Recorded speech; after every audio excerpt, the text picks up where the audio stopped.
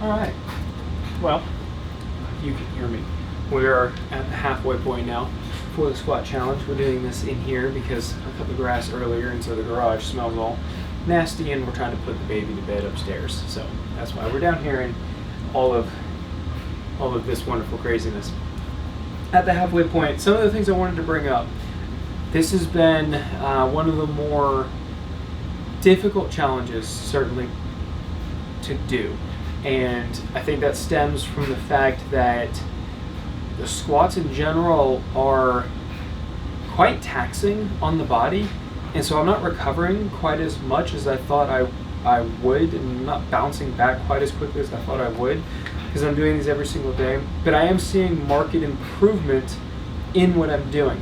I'm hoping that by the end of this, I'll be in a more limber stage. I'll have been able to incorporate more of the stretching and stuff afterwards into what I do.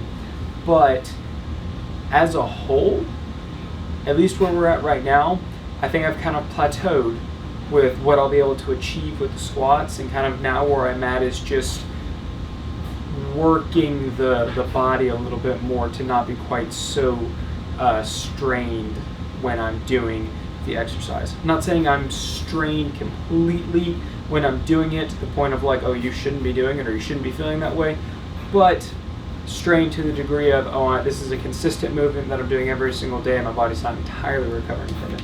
Particularly in my adductors. Not so much in the abductors, but in my adductors I'm feeling it a lot. But we'll get the next 35 down and then move on. The stretching has definitely become a specific requirement for this. And if you can't stretch, I really don't advise that you do that, because really all you're doing is increasing the amount of stress and strain you're putting on your joints, particularly your hips and your knees. And if you're doing that consistently without allowing the body to recover, all you're doing is kind of setting yourself up for injury further down the road. Do I think you'll be able to injure yourself with body weight exercises? Remains to be seen. I'll give you my full thoughts in the full video when that comes out at the end of the challenge. But I don't necessarily think it would be a good idea to consistently do all these, or consistently really do any exercise without stretching afterwards. It should just kind of be a given. All right. 35. See, like there, like I can get lower now, kind of into the squat, and it feels a lot more natural to do, but I'm still feeling that tension, particularly in my hips and at like the top of my legs.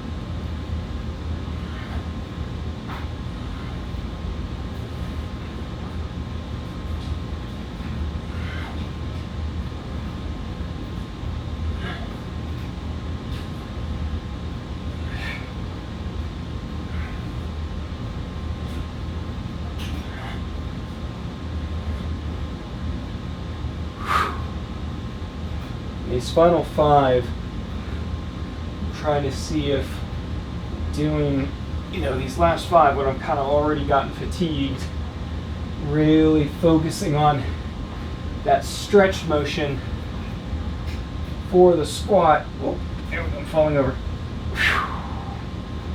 And then we'll feel better.